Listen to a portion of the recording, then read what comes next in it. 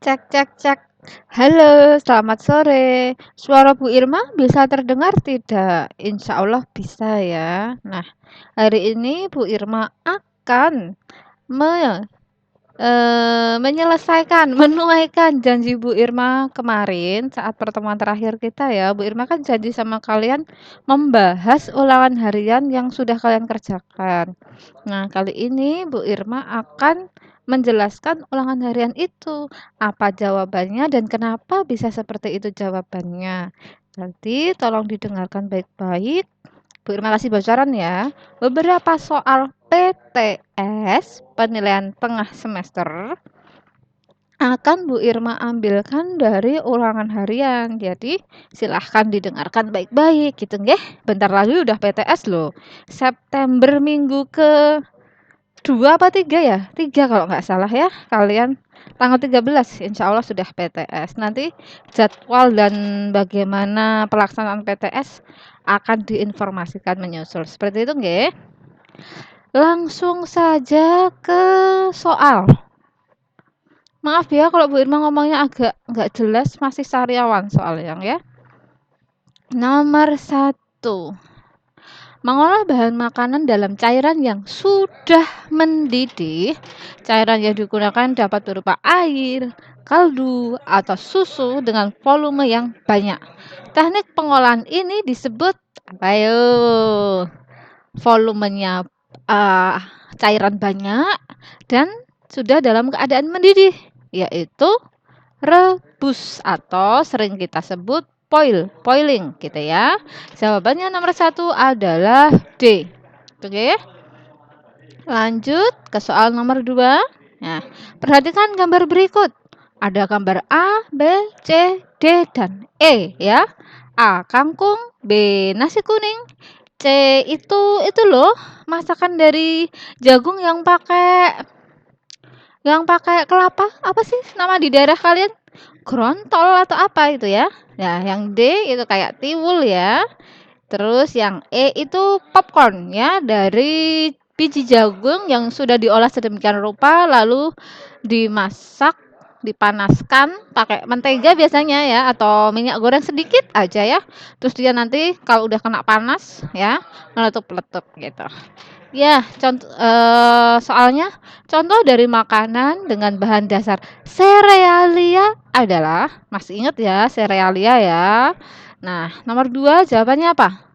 Apakah gambar A termasuk? Enggak ya, kangkung enggak termasuk serealia. Apakah gambar B termasuk? Iya, beras termasuk ya, yang diolah jadi nasi kuning termasuk. Apakah gambar C termasuk? Iya, karena itu dari jagung. Apakah gambar D termasuk? Enggak dong ya, itu diolah dari singkong. Singkong masuk apa? Bukan serealia loh ya. Singkong masuknya ke dalam kelompok umbi. Oke. Yang D termasuk enggak? Sama dia dengan gambar C, dia masuk jagung ya. Jadi masuk ke serealia. Coba cari jawaban yang ada pilihannya gambar B, C, dan E. Mana itu? B, C, dan E, yaitu option C. Jawaban nomor 2 otomatis C. Ada yang jawab benar kemarin? Selamat untuk yang menjawab benar ya. Lanjut nomor 3. Perhatikan pernyataan berikut. 1-5. Dari pernyataan tersebut, manfaat gandum bagi kesehatan manusia antara lain apa yo? Nomor 3. Mengurangi sembelit apakah termasuk? Iya, ya. Mengurangi sembelit termasuk. Apakah menambah berat badan termasuk? Tidak benar ya, kurang tepat ya. Nomor 3. Menurunkan kolesterol? Yap, betul ya. Menurunkan kolesterol termasuk salah satu manfaat dari gandum. Oke, seperti itu nggih. Nomor 4. Membuat kenyang lebih lama, membuat rasa kenyang lebih lama. Benar atau benar? Benar dong ya. Nah, yang kelima, mempercepat denyut jantung. Apakah seperti itu manfaat gandum? Boten nggih. Jadi jawaban nomor 3 itu yang ada pernyataan 1, 3, dan 4. Berarti jawabannya apa? Sama seperti nomor 2. Jawabannya adalah C. Semoga anak-anakku paham, terutama yang kemarin masih salah, semoga paham ya. Kalau Bu Irma keluarkan besok di PTS, semoga benar semuanya. Oke ya. Nomor 4. Perhatikan pernyataan berikut. Dari pernyataan tersebut, manfaat ketela pohon atau singkong atau bahasa Jawanya telo ya, bagi kesehatan manusia antara lain, ayo, apakah melancarkan pencernaan? Yap, salah satunya itu benar ya. Apakah mencegah anemia? Oh, enggak ya, mencegah anemia enggak ya. Apakah mencegah gusi berdarah? Gimana? Cek. Maaf ya Bu Irma Pos, ternyata menahan sariawan itu sakit sekali. Lanjut ya, tadi sampai mana tadi? Sampai mencegah anemia ya. Ketela pohon itu mencegah anemia tidak. Mencegah gusi berdarah juga tidak. Yang benar itu nomor 4 dan nomor 5, mengobati panas dalam dan luka bakar atau nanah gitu ya. Itu termasuk salah satu manfaat dari ketela pohon. Berarti nomor 4 jawabannya adalah B. Gitu ya anak-anak ya. Maaf ya, Bu Irma sakit banget ini. Nomor 5. Perhatikan gambar bahan pangan berikut ya. Ada 1, 2, 3, 4, 5. 5 gambar. Contoh bahan baku umbi ya, ditunjukkan oleh gambar. Apakah 1? No, karena dia jagung. Dia masuk ke serealia. Apakah 2? Gandum? No, dia masuk ke serealia. Apakah 3? Kentang? Yaps, dia salah satu umbi ya. 4 singkong? Yaps, salah satu juga. 5 ubi kuning? Ya, termasuk. 3, 4, 5. Yang mana jawabannya? D. Ya, D. Paham ya? Nah, bentuk soal tabel seperti ini biasanya anak-anak banyak yang miss. Padahal ini gampang banget loh jawabnya loh ya. Kita teliti satu persatu. Bahan makanan tersebut yang merupakan kelompok bahan baku serealia. Berarti tanaman yang diambil apanya? Bulir atau bijinya. Biasanya banyak mengandung karbohidrat ya. Yang mana? Apakah geblek? No. Ya, dia umbi. Jagung yang satu aja udah salah ya. Berarti otomatis jawaban ke bawahnya nggak usah dilihat, salah otomatis gitu ya. Yang tabel kedua, gandum. Oke, masih benar. Jagung masih benar. Beras, benar. Gandum, jagung, beras termasuk serealia ya. Nah, yang terakhir nih, sagu. Benar apa salah? Salah dong ya. Sagu bukan termasuk serealia. Kalian pernah lihat pohon sagu? Pohonnya hampir mirip seperti pohon kelapa ya. Hanya saja yang membuat beda itu di bagian batangnya ya. Batang sagu itu adalah bagian tanaman sagu yang dimanfaatkan untuk dibuat tepung sagu ya. Seperti itu. Jadi dia bukan termasuk serealia karena bentuknya tidak berbulir-bulir, tidak berbiji-biji gitu nggih. Kalian pernah lihat olahan sagu enggak? Belum pernah? Apakah kalian pernah makan bubur mutiara yang itu loh nak, yang bulat-bulat, yang warnanya pink-pink itu loh, yang biasanya dimakan pakai kuah santan itu loh. Nah, itu termasuk olahan dari tepung sagu, gitu nggih. Lanjut ke tabel nomor 3. Sorghum, jagung, beras, dan oat. Apakah itu termasuk serealia? Yaps, benar banget ya. Nomor 6 jawabannya adalah C ya. Bu Irma beri warna dulu ya. Lah, Bu, yang tabel 4 itu salah. Karena apa? Karena ada apanya, ayo? Karena ada kentangnya. Kentang salah ya, bukan termasuk serealia. Jawabannya nomor 6 adalah C. Next, nomor 7. Jenis tumbuhan golongan tanaman padi-padian atau rumput-rumputan yang dibudidayakan untuk menghasilkan bulir-bulir berisi biji-bijian sebagai sumber karbohidrat. Hal ini disebut juga dengan istilah sering banget ini ya Bu Irma bahas tadi juga ya. Apa nomor 7? Tentu saja yang D ya. Apa itu? Serealia. Oke ya. Gampang ini ya. Next, nomor 8. Bahan pangan yang mempunyai kandungan karbohidrat sehingga dapat menjadi sumber energi bagi tubuh manusia adalah ya yang mengandung karbohidrat ya, yang mengenyangkan, yang bisa menjadi sumber energi, sumber kekuatan bagi kita untuk melaksanakan aktivitas sehari-hari. Apakah serealia dan kacang-kacangan? No, karena kacang-kacangan lebih condong ke protein, gitu ya. Berarti yang B juga salah, kacang-kacangan. Polong itu apa Bu Irma? Polong adalah salah satu jenis kacang, gitu ya, atau legum. Legum atau legum ya bahasa bahasa Perancis itu Bu Irma, lupa bacanya gimana ya. Legum ya. Tulisannya apa Bu Irma? Tulisannya itu legume. Coba kalian cari itu di Google gimana bacanya legume itu ya. Bahasa Perancis kalau nggak salah ya. Kacang-kacangan. Yang C, umbi dan kacang-kacangan. Salah ya, karena ada kacang-kacangannya ya. Yang D, serealia dan umbi. Yap, bener ya. Serealia dan umbi. Meskipun serealia itu berbutir-butir, berbulir-bulir, kecil, biji-bijian, tetapi dia mengandung karbohidrat. Seperti itu nggih? Nah, next ke nomor 9.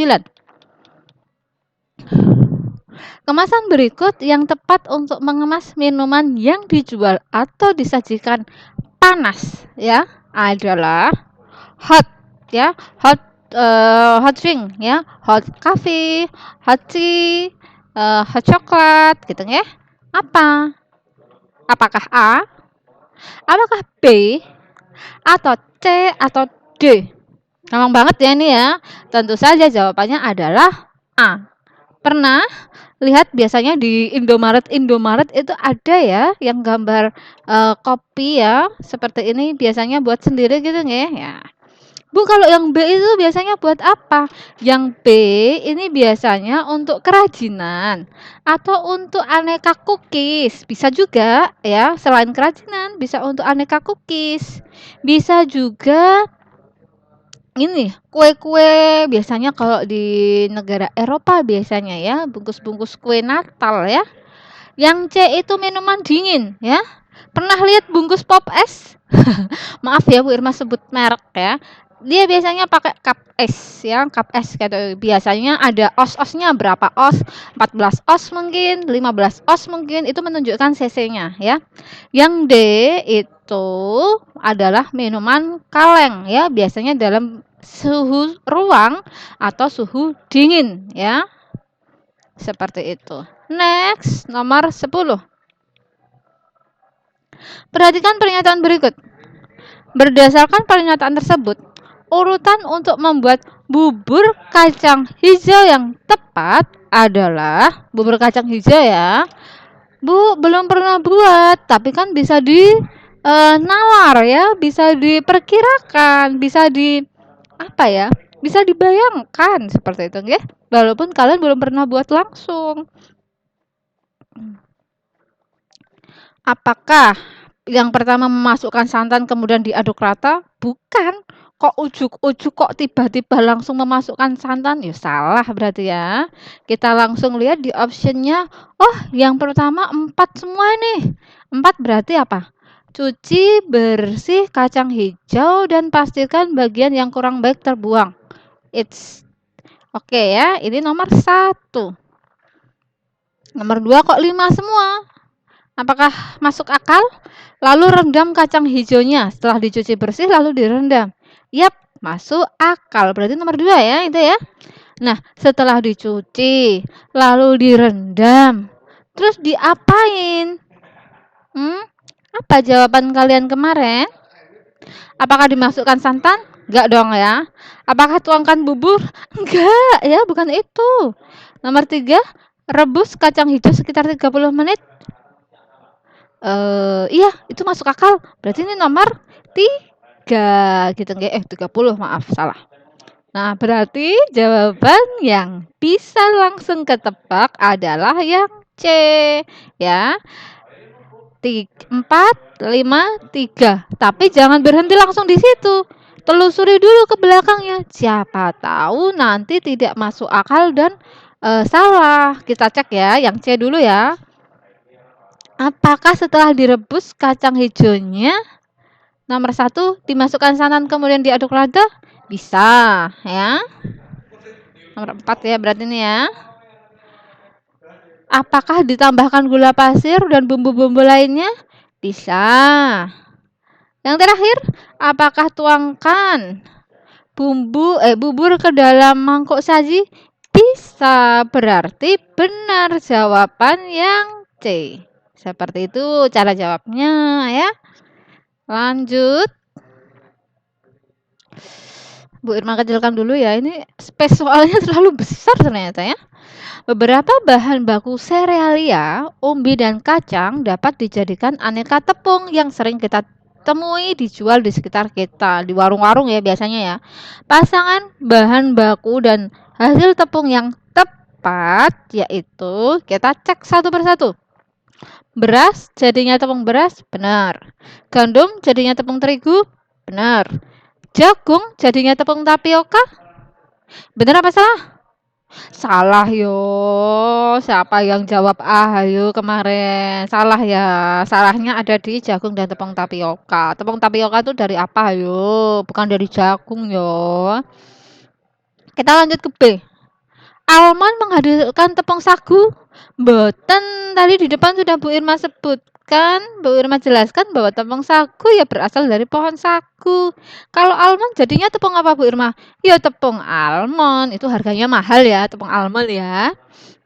Tepung gandum apakah dari tepung terigu? Tepung terigu apa dari gandum? Ya. Singkong menghasilkan tepung tapioka? Ya. Berarti yang B tetap salah ya karena almondnya ini ya. Lanjut yang ke C. Gandum menghasilkan tepung terigu? Benar. Singkong menghasilkan tepung tapioka? Benar apa salah ini? Benar. Kentang menghasilkan tepung kentang? Benar. Berarti yang C. Jangan langsung jawab yang C. Teliti dulu jawaban yang D ya. Beras menghasilkan tepung beras? Benar. Jagung menghasilkan tepung sagu?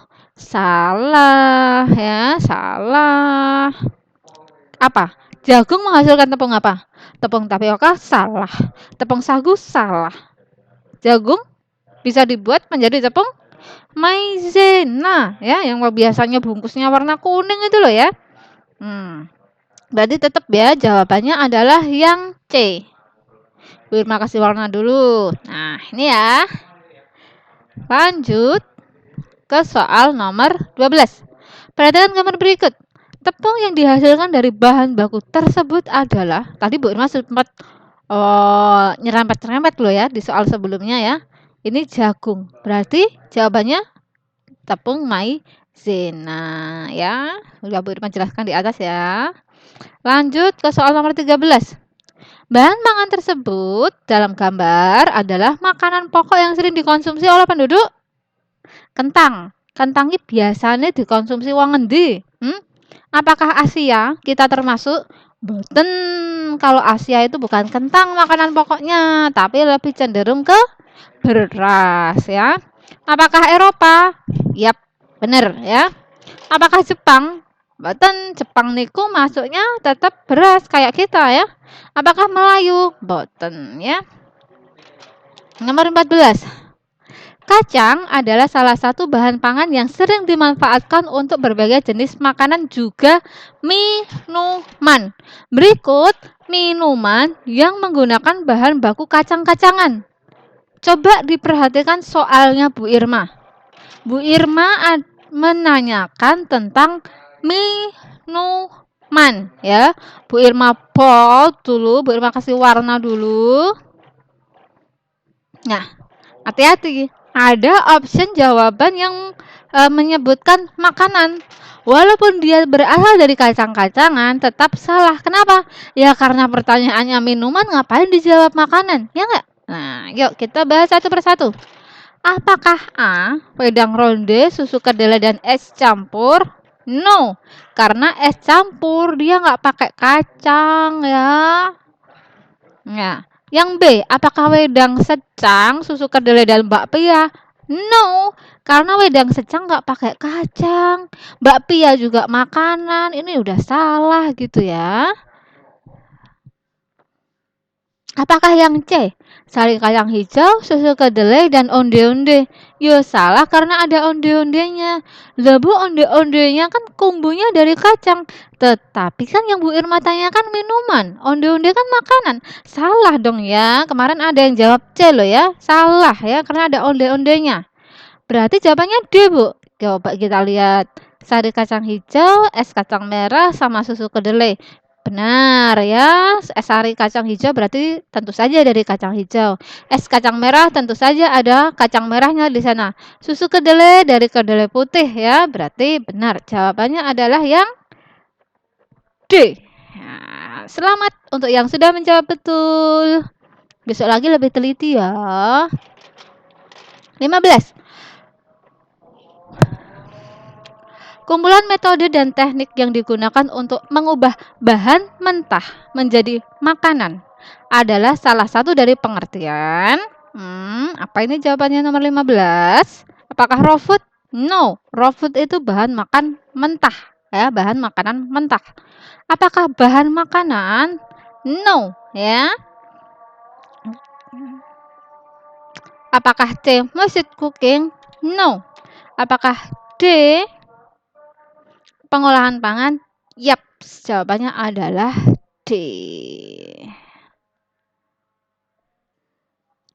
Terima kasih sudah bersabar. Maaf ya, tadi Bu Irma jeda sebentar. Ya, Bu Irma pause sebentar karena ada azan maghrib ya. Jadi Bu Irma cepatkan saja. Nomor 16. Tujuan dari dilakukannya pengolahan pangan yang benar adalah apakah menetralisir rasa? Tidak ya, menetralisir rasa nanti rasanya hilang semua gimana ya, memperbaiki rasa yang betul ya. Membunuh kuman? Cetoy ya. Mengaktifkan kuman? Oh tidak, nanti aktif kuman semua, perutmu sakit semua ya. Menjadikan makanan mudah dicerna? Yap, benar. Menjadikan makanan sukar dicerna mulut? Salah, itu kebalikannya ya. Berarti yang benar adalah nomor 2, 3, dan 5. Mana nih? Tentu saja yang B. Next, nomor 17. Secara berurutan, berarti harus urut ya, nggak boleh terbolak-balik ya. Teknik olah yang tepat dengan menggunakan alat masak pada gambar tersebut adalah, ada yang tahu ini gambar apa? Ini adalah gambar soblok atau gambar risopan ya, atau gambar steamer. Bahasa kerennya steamer padahal soblok ya. Dia untuk steam, mengukus. Nah, kelihatan banget jawabannya. Steam, ini untuk rebus berarti boil. Ini untuk memanggang atau baking. Jawabannya adalah A. Ada yang jawab benar kemarin? Banyak. Ya, nomor 18. Boiling atau rebus adalah salah satu teknik pengolahan method cooking yang menggunakan air mendidih. Ya, air mendidih untuk mematangkan bahan makanannya. Berikut olahan makanan yang menggunakan teknik olah boil atau boiling. Mana yang direbus? Kemarin ada yang japri Bu Irma ya. Bu, nggak ada jawabannya nomor itu. Ih, siapa bilang nggak ada jawabannya? Kita cek satu-satu ya. A. Ketupat dan apa ini? Kue bolu mawar, kue bolu mekar. A. Ketupat, bener boil. Tapi kalau yang sampingnya ini, yang kue bolunya ini, dia pakai teknik kukus atau oven ya, berarti salah. Steaming karena dia ya. Yang B, siomay ya. Tahu kan itu kalau gambar siomay ya, kelihatan lah ya. Siomay apa tekniknya? Steam atau kukus. Salah berarti ya, walaupun adalah sampingnya lontong. Kalau lontong bener boiling, tapi kan siomaynya salah ya. Yang C, tumis kangkung. Bukan boil ya, tumis itu masuknya ke dried cooking atau sauteing ya. Kebalikannya malahnya. Jadi salah yang C. Coba yang D, lontong sama ketupat. Bener apa bener? Bener, berarti ada jawabannya. Jawabannya adalah D. Gitu ya. Paham ya? Paham lah ya, dipaham-pahamin. Kalau masih bingung, chat Bu Irma ya. 19. Suatu bahan makanan yang diolah tanpa panas atau bahan makanan langsung dikonsumsi tanpa dimasak sering disebut dengan, tadi Bu Irma di atas sudah sempat nyerempet-nyerempet ini ya. Apakah itu stok? Bukan, stok itu kaldu atau bahan simpanan. Apakah itu raw food? Raw food? Yap, benar sekali ya. Tanpa diolah itu adalah raw food. Apakah itu fast food? No, ya. Fast food itu makanan cepat saji. Ubang Mary itu teknik pengolahan ya. Yang benar 19 adalah B, raw food. Next ke 20. Teknik pengolahan dried cooking. Teknik pengolahan panas kering ya. Apakah shallow frying termasuk? Ya, shallow frying termasuk. Apakah deep frying termasuk? Ya, deep frying termasuk. Apakah simmering termasuk? Simmering? Enggak. Simmering kan pakai air yang banyak. Berarti dia bukan dried cooking, dia masuknya ke moist cooking. Oke. Paham ya? Simmering ya. Airnya dididihkan terlebih dahulu, lalu dikecilkan sekecil mungkin apinya dan dipanjer atau dinyalakan dalam waktu yang lama ya, biasanya untuk membuat apa? Membuat stok atau kaldu seperti itu ya. Apakah sauteing termasuk dried cooking? Ya, karena dia bahasa Indonesianya adalah tumis. Apakah grilling dan baking termasuk? Ya. Berarti mana yang salah? Yang ada nomor 3-nya. Tinggal cari aja mana yang ada nomor 3-nya. A, B, dan C. Salah berarti A, B, dan C. Yang benar berarti yang nomor 4 yang nggak ada nomor 3-nya. Nah, gitu cara jawabnya ya. Next ke nomor 21. Teknik pengolahan moist cooking antara lain, sama ini cara jawabnya ya. Moist cooking berarti yang panas basah. Boiling termasuk, poaching termasuk, steaming termasuk, sauteing enggak, deep frying enggak, shallow frying enggak. Berarti 1, 2, 3. Ada apa? Ada dong ya. Option A. 1, 2, 3. Ada yang jawabnya betul kemarin? Ada dong. Selamat ya yang jawab betul. Nomor 22. Berikut adalah beberapa faktor yang dapat mempengaruhi seseorang ketika akan membeli sebuah hidangan atau ketika akan jajan ya. A. Harga, tinggi badan, cita rasa. Enggak ya, enggak ada hubungannya sama tinggi badan ya. Meskipun Bu Irma mungil, enggak akan itu mempengaruhi jajan-jajanan ya. Wah, aku mau beli ini, mau beli telur gulung. Tinggi badannya berapa? Enggak akan mempengaruhi gitu ya. Yang B, agama, cara penyajian, status sosial. Sebenarnya agama dan status sosial bisa masuk, tapi dalam kondisi khusus. Kalau dalam kondisi umum, itu presentasinya kecil banget ya, jadi dia tidak, kurang tepat ya. Yang C, tekstur atau warna, saran penyajian, dan harga. No, ya. Karena saran penyajian tidak mempengaruhi. Kalau aku butuh ya udah aku beli, nggak ngaruh saran penyajiannya harus diapa-apain, ya nek butuh tetap beli ya. Yang D, cara penyajian, cita rasa dan tekstur. Iya, jawabannya adalah ini. Ada ya di sana ya, di buku paket, di PowerPoint, di LKS ada. 23. Langkah pembuatan suatu makanan atau minuman biasa disebut dengan tahapan pengolahan ya. Ada 4 ini, masih inget toh? Tahapan pengolahan yang akhir, paling bontot untuk dilakukan adalah apa jawabannya? Evaluasi, penyajian, persiapan, pembuatan. Yang mana? Yang A dong ya, yang evaluasi. Itu nomor 4. Loh, Bu, aku lupa yang pertama tuh apa? Yang pertama tentu saja persiapan. Ini yang pertama ya, Bu Irma ingatkan. Yang kedua apa? Ada yang masih ingat? Yang kedua adalah pembuatan. Yang ketiga apa? Penyajian. Kalau nggak disajikan ya dikemas gitu ya. Yang terakhir ini. Ingat ya? Ingat dong. Kalau lupa, nih Bu Irma ingetin lagi ya. Next. Peralatan saji yang cocok untuk menghidangkan olahan makanan berupa nasi goreng adalah gampang ini ya. Jawabannya adalah sesuatu yang datar ya. Piring. Bu, yang nomor A itu, yang option A itu. Nah, ini untuk makanan berkuah. A sama B makanan berkuah ya. Bisa nasi goreng, tapi nasi goreng Eropa. Kalian tahu risotto? Dia olahan nasi, hampir ada teknik sautingnya, tapi dia ada sedikit liquidnya, ada cairannya gitu ya. Jadi yang paling tepat tetap C, sesuatu yang datar karena nasi goreng biasanya ada pelengkapnya, entah itu lalapan, entah itu lauk, pauk seperti itu, nggih. Terakhir, soal nomor 25. Berikut yang termasuk dalam contoh kemasan tradisional ya. Masih ingat kan kemasan? Ada kemasan modern, ada kemasan tradisional, ada kemasan kombinasi di mana ada tradisional dan modernnya ya. Yang A, apakah itu termasuk tradisional? No. Dia termasuk modern ya. Apakah yang B? Bisa jadi, karena apa? Karena dia dari anyaman bambu atau besek ya bahasa Jawanya ya, sama kok kulit, astagfirullah, daun pisang ya, termasuk tradisional. Apakah yang C? No, dia kombinasi ya.